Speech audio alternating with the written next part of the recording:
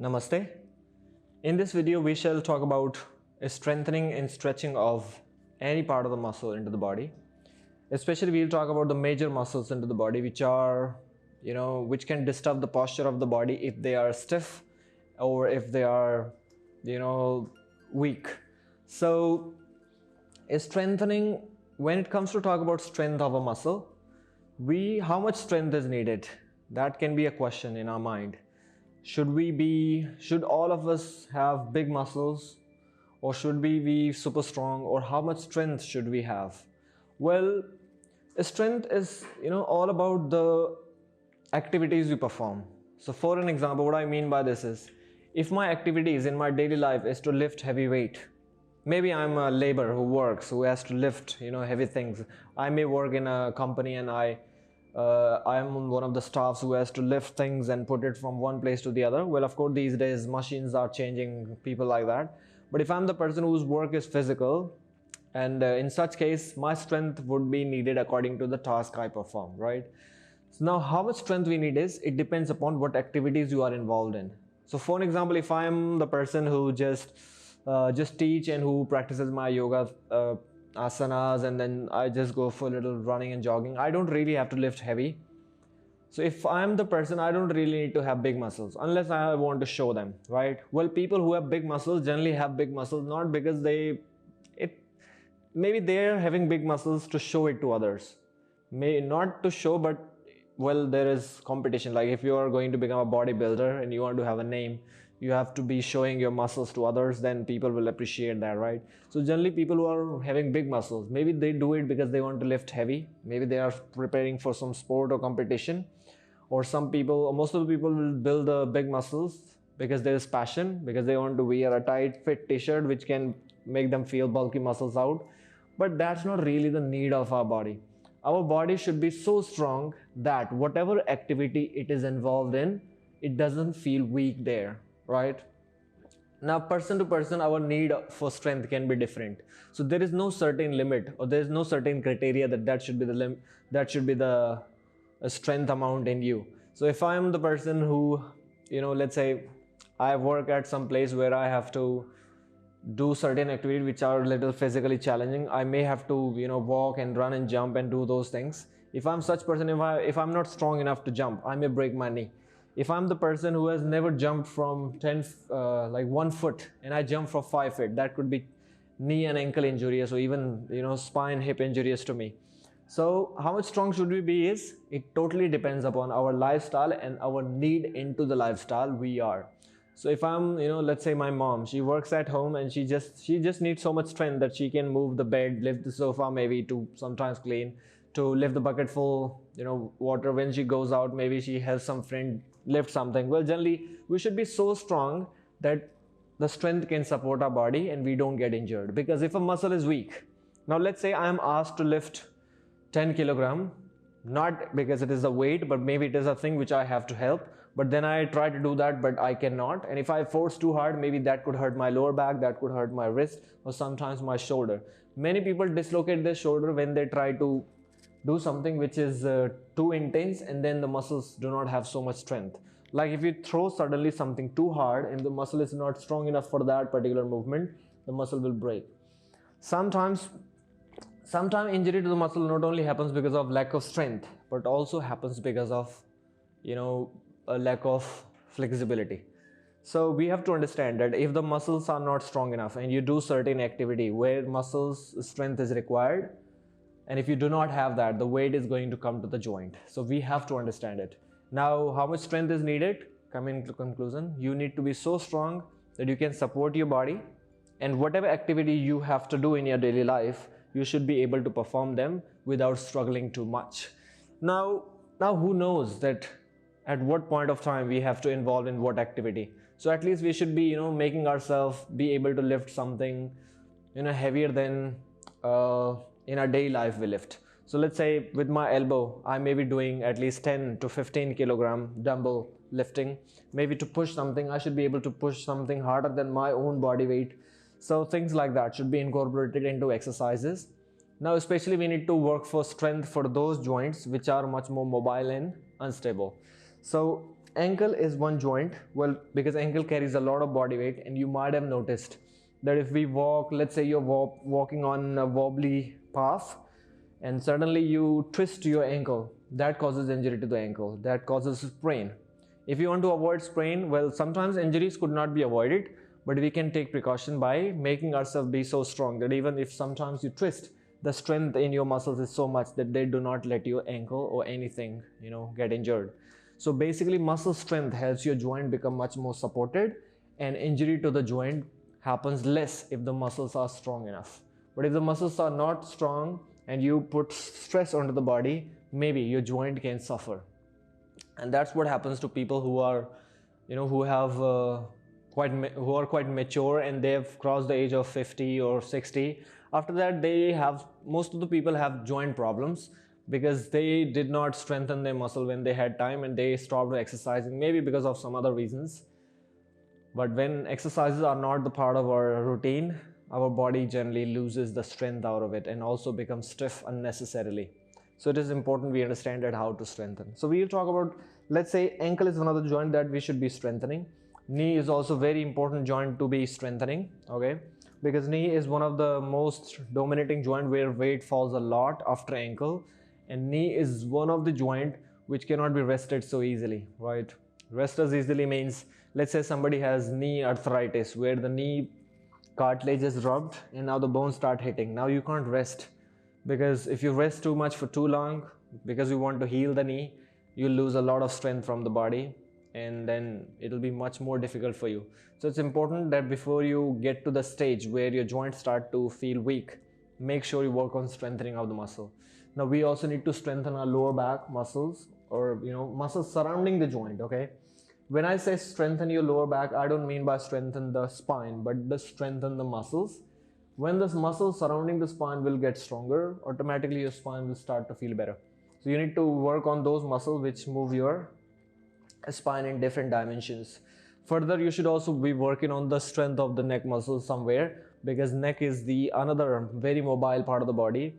And if your neck muscles are very weak, and if you try to do some position like headstand, that could be also putting too much stress onto the neck. Sometimes let's say you're driving and a sudden jerk happens, the neck can be sudden jerk for the neck could also lead to problem to the neck. So to avoid such problems, also because the neck is very mobile, we need to stable it.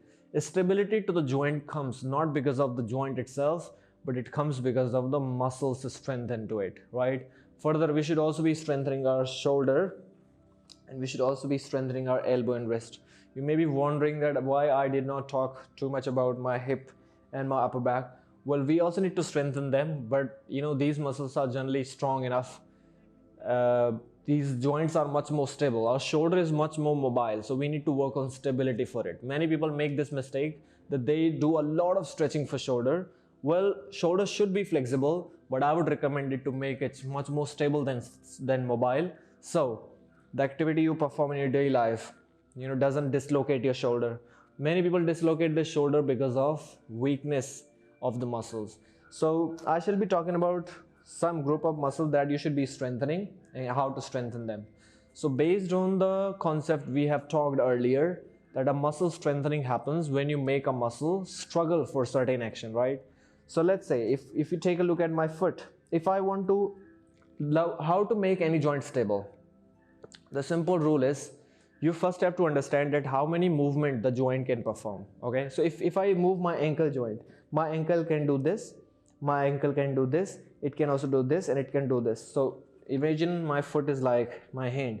It can do this, it can do this, can turn it, and can turn out. So there are 4 basic movement of the ankle that ankle can perform. So I should be moving all the 4 movement. I should be doing all those 4 movements, but I should be doing them with certain challenge. When I'll be doing them with some challenges, what will happen as a consequence? The muscle which are helping me move that way will get engaged and will get stronger. So a simple thing that I can do to strengthen my muscles in front of the ankle, which pulls my ankle up, is I can simply raise the toes like this. So if I just do this exercise, those who have never done this exercise can start without weight. You can also walk on your heels with slight knee bend. If you walk on your heels with slight knee bend, that could also help you gain some strength into that muscle. Further, what you can do is you can keep maybe elastic band to the foot and try to lift it up. Maybe you keep some weight there and try to lift it up, but weight doesn't really work so efficiently. So what you can do is imagine that I tie elastic band around my foot and keep that end on that side and then try to pull it towards me. If I do this action, the muscles in front of or on top of my foot will get stronger, and when that gets stronger, my ankle will become much more stable. Now further, as we know that behind the muscle that does this action is calf, and calf is one of the strongest muscles in the body because it bears your whole body weight. It is also the springy muscle. Now how do you strengthen it is you have to press the foot down and lift the heel up. So see, what is happening is when you're lifting the heel towards the knee, you see when you're lifting the heel towards the knee, calf is pulling the heel like this. So if you do this exercise, or if you jump on your toes, that will also make the calf struggle more. If you want to make it much more stronger than your body weight, you may put some weight on you and then lift it. Like let's say I'm lifting some weight on my shoulder and then I'm doing this.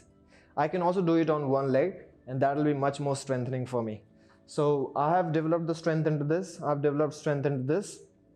These are primary movement and we should be strong with that. Now we have to strengthen this movement now. So how to strengthen this movement is, strengthening this movement will help you maintain the arch into the foot. Movement of this will also help you strengthen the muscle inside the foot, which will not, especially it is very helpful for people who have flat foot and do not have arch, because when the muscle inside the foot, inner foot muscle gets weak, which are on this side, when these muscles get weak, generally foot start to flatten down. To avoid that condition and to avoid inner ankle sprain, let's say you may have noticed that most of the time people get injury or sprain to outer ankle because they walk, the ankle twist like this most of the time, and also because this movement is much more there into the foot. But for some people who have flat foot can also get injured from inside. To avoid that injury, what we should do is we should work on this exercise. So how to work on this exercise is you can stay here and do this movement. You can also tie your big toe somewhere and try to pull it towards you. Try to pull it towards you. So let's say you are tying a elastic band around your resistant band and tie it on that side which is pulling your foot that way, and then try to do this movement. You can also do it by lifting the inner foot off the floor. Maybe add some weight and then lift the inner foot off the floor. This exercise will help you avoid the injury and sprain to the inner ankle. Now the last movement that our foot does is, which is lifting the outer foot up. This is called as this movement is called pronation. This is called supination. Supination, inner foot lifting. Pronation, outer foot lifting. So I would suggest that try to lift the outer foot by lifting the heel and lift the outer foot like this. As you can see that I am trying to lift the heel and then trying to lift the outer foot. So if I try to lift the outer foot up, the muscles which are on my outer ankle will get stronger. When they are strong, they will not let my ankle get injured with this movement so easily. But of course, if the force is too hard, injury cannot be prevented sometimes.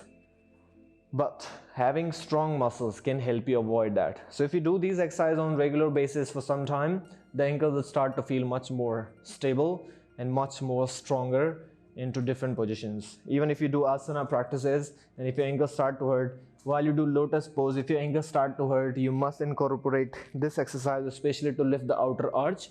And this can be incorporated into asana as well. For an example, you're doing triangle position. So what I would suggest is, if you take a look at my foot on this side, what I suggest in triangle poses, that turn the thigh out, the leg which is in front, try to turn that out and then lift the outer foot up. If you do this action, which will also engage your outer calf muscles, okay, it'll also engage, it'll also protect the knee, and it'll also keep your leg in much more stable position, because when muscle grip the ankle, the pincer like grip around the ankle joint makes the joint feel much more stable. If you notice the movement of foot into balancing position, foot does this and this. If you notice the foot movement in balancing, let's say I balance on one leg, generally what happens is foot goes in and out, in and out. It's happening One reason, because you are not used to it. Another simple reason is that the muscles which are holding your ankle are not having so much strength that they can stabilize your ankle. So if you do it with one leg, that will be even much more effective. And if you do with additional weight on the body, maybe not too much, but 5-10 pounds more than your body, the ankle will start to feel much more comfortable and much more stable. Now moving further to the knee.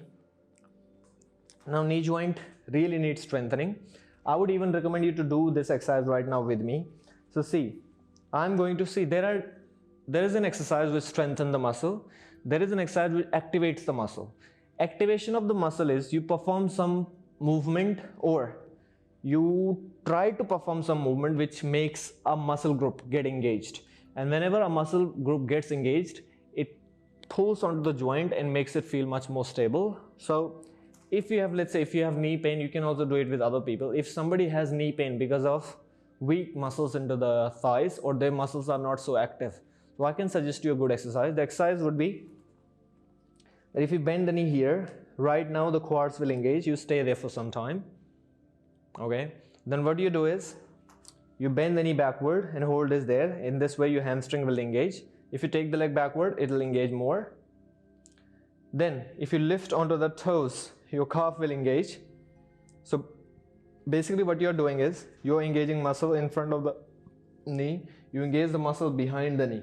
When muscle in front and behind engage together, the knee will start to feel much more stable, and maybe if there is pain into the knee because of inactivity of the muscle and joints feels much more weight, then the knee will start to feel better. It will also happen to any other joint and also to the ankle. If someone's ankle feels unstable because of lack of muscle activities and too much pressure goes to one particular muscle or one particular muscles of the ankle, doing these exercises, lifting toes for let's say 20 to 30 times and walking, and then lifting heels and walking on the toes, can help your ankle feel much more safer. Also incorporating lifting the inner foot, then outer foot. When you perform these movements, muscle get engaged, and when engagement comes to the muscle, it holds the joint into a much stable position. Now if you want to make the same movement strengthening for you, you have to repeat this movement for many times, and you not only in one day, you have to do it maybe for a month or two, and you also have to do it with a little more intensity, maybe by adding a little bit more weight than you would regularly do. Then only you can be strengthening yourself. Now it's simple that if I do squats without body weight, I'll be strong for my body. But if I have to ever lift 50 pounds on my back and then do squats, my leg may start to shake because they are not used to so much of the weight. So strength means you do something which is challenging, and then your body adopts or adapts it for that challenge. And that's the difference, which is called strength. So strength means you make yourself be able to perform some challenging task, right? Moving toward the knee. So what is the best strengthening exercise for quads? As we talked about this already, that in any exercise, no matter what exercise you do, if you are pushing your leg to straighten the knee, no matter it is squat, no matter it is leg press, wherever you will try to straighten the knee against something, the quads will work. So I can do some exercise I'll show you some exercise for my quads strengthening. One is squats. Okay, you can do it with weight. Soon you can add weight if you want to. You can do lunges, one leg lunges, cross lunges. You can do sumo squats. You can do leg press lying down, pushing the legs. These exercises will be helping especially your thighs get stronger. Now, most of the time, especially into yoga, sometimes yoga practice could be imbalancing if you don't really observe your practice. Now, if you notice that in yoga asana practice, most of the time we perform a strengthening of the thighs. Like let's say I do warrior, a thigh strengthening. If I do lunge, thigh strengthening. If I do down dog, bird pose, most of the poses do strengthening your thighs. But they don't really work too much on strengthening of the back of the leg. This is why most of the people can do forward bend very good, but sometimes stretching, doing the leg raise upward becomes really challenging for them because of the weakness of the hamstring.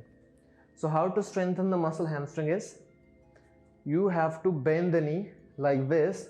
You can do it with some weight, or you can also lie down on the back lie down on the belly and then try to bend both the knees like this with some weight. When you put weight against it and try to bend the knee, so to strengthen hamstring, we will bend the knee against some weight or against gravity. If you only use gravity, because body weight for some people is not too much, so if they want to get stronger means you have to do something more challenging than you already have been doing, right?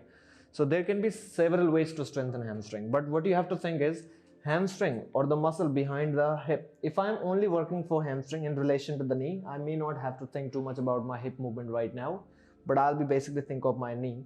So if I have to do bend my knee against some force.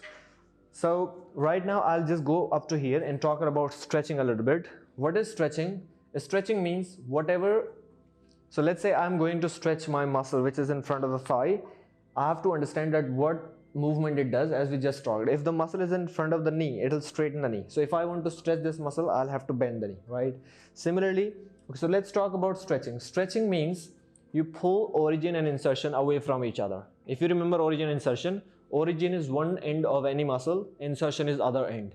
If you want origin and insertion to contract and pull hard to pull towards each other, that is called strengthening of muscle when you challenge that. But when you pull origin and insertion away from each other with the help of some weight, not weight, but with the help of gravity or with the help of someone else, when that happens, the muscles start to stretch. So let's talk about stretching of the muscle in front of the ankle. Now, see, as it is important to have strong muscle, so it is important to have flexible muscle.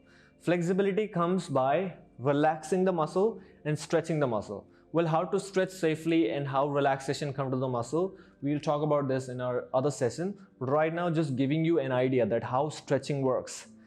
How do you work for stretching? So stretching is just this, that you have to understand. I'll give you a simple idea about stretching. You have to see that if you want to stretch the front of the knee, you have to bend the knee to its max.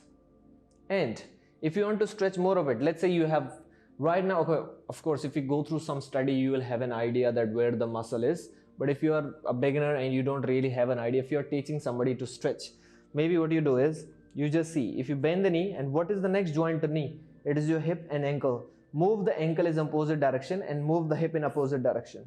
So if you do these three actions, even without knowing about muscle, you can be stretching the muscles in front of the thigh. But see, let's talk about quad stretch. Quadriceps is one of the muscles or muscle group, I would say, which is crossing the knee. But the quality of quad is one of the muscles which cross two joints. It crosses your knee and it crosses your hip. So if you want quad to stretch, you want to move your knee and hip, but not in the direction where it pulls you, but to the opposite direction. So if you know that the job of quad is to bend the hip and to straighten the knee, so if you do just opposite to it, you will start to stretch the quad. So let me give you a very good quad stretch here. In order to stretch the quad, what you have to do is you have to come into low lunge, all right? Then you have to sink your buttocks deeper, and as you can see, when I'm sinking my hip deeper, my hip from bent position is trying to come in straight position. And then because I have straightened or taken my leg back, imagine I was standing and I take my leg back and then I try to bend the knee. So this is a very good stretch to the quads. This, if you're feeling comfortable there, you can get deeper and bend your knee even more. You can walk further and bend your knee even more, but don't bend forward. Forward bending shouldn't be done, because if you bend forward, you are not actually stretching. You are bringing it to a short position. But to stretch a muscle, you have to pull away. So make sure that you lift your belly away from the thigh and then you bend the knee. The more you do it, the better your quad will stretch. Now you may be thinking, what to stretch quads? Well, tightness. We stretch muscles because they are tight. Sometimes we stretch just to make them feel awake. Sometimes we feel lazy. If you stretch muscles, the stretched muscle allow blood circulation to be improved. Muscle which is stretching creates gentle tension into that, which wakes you up. The stretching to the muscle also creates impulses of the nervous system to the muscle. So stretching can also be a good way to start your day, but the stretching shouldn't be forced, right? So if I want to, why I'm stretching the quads is because if the quads are tight, generally we stretch because muscles are tight, right? Which is not the only way to get rid of tightness, but stretching is one way to get rid of tightness. To avoid stiffness, we should learn to relax actually. But since we do not have maybe so much time, or we don't know how to relax muscle, we just pull the muscle to stretch it. So let's talk about stretching right now only. So why I'm stretching quads? Because it is stiff. Now what will happen if it is stiff? If the quads are stiff, they will pull your kneecap up. And when they pull your kneecap up, what will happen as a consequence? Your kneecap can be rubbing against your thigh bone, and that could lead to cartilage injury, right? If your thighs muscles are too tight, they will not let your knee bend too well, and maybe sitting into the posture like Vajrasana, where we sit on the heel, could hurt your knee too bad. If your quads are tight and if you do a back bend, that will also not let you do a good back bend, and your lower back will hurt a lot. If your quads are tight, your knee, which should be in normal position, can also hyperextend. So quads tightness could lead to several problems like this into your knee and hip as well. It will restrict the knee mobility, it will restrict the hip mobility. If the hips start to feel stiff, your lower back will start to have more pressure when you move it. So it's important that we stretch the quads. And how to stretch the quad? I've given you an example. You have to bend the knee and take your hip as far back as possible. So a simple stretch to the quad can be just bending the knee. Or if I want to stretch it more without bending forward, if I take my knee back with bending it, that will stretch my quad really nicely. So this is the quad stretch. Now moving towards the calf. Now calf muscle, if the calf is tight, what will happen is tightness of the calf could lead to tightness of the fascia around the calf and even the sole of the foot. Many people have this problem. It is called plantar fasciitis. What is plantar fasciitis? Fasciitis means inflammation to fascia. If you remember, fascia is covering of the muscle, and this area of the foot is known as plantar part of the foot, and this is dorsal. Plantar foot, dorsal foot. When this side of the fascia start to inflame because of the tight pulling of the calf muscle, which connects to your tendon here, which is known as Achilles tendon. You may have heard this. Achilles tendon is the calf tendon. So calf connects to the heel through the tendon is known as Achilles tendon, and it also connects to the foot through fascia. So if calf is too tight, it will not let, it can also make your foot fascia underneath the foot go inflame because of over tension into it, and it could cause inflammation to that fascia, and this can lead to a problem called plantar fasciitis. Not only that, but tightness to the calf will also restrict the mobility of the ankle. If you're doing squat with tight calf, you'll also feel that you cannot sit down, your heels will lift. If you're doing postures like downward facing dog, your heel will not touch the floor because of tightness of the calf. So how to stretch the calf is, calf crosses the heel and crosses the knee. So if I pull my toe up and keep the knee straight, that will stretch the calf. So let's take a look at it. If I keep my foot back and then try to straighten the knee, that stretches the calf. I can use a wall in front of me. So keeping the foot behind, the straight knee, and pushing the heel back. So these positions can be done in downward facing dog or in any position where the foot is backward. So let's say I have a wall in front of me. What I will do is, I will try to shift the body weight as far as possible so my heel can touch the floor and my ankle can bend. When my ankle will bend deeply and my knee will straighten, calf will stretch. So this is how we stretch the calf. Now in next session, we'll talk about how to stretch hamstring, how to stretch the other muscles of the body, and how to strengthen them. Namaste.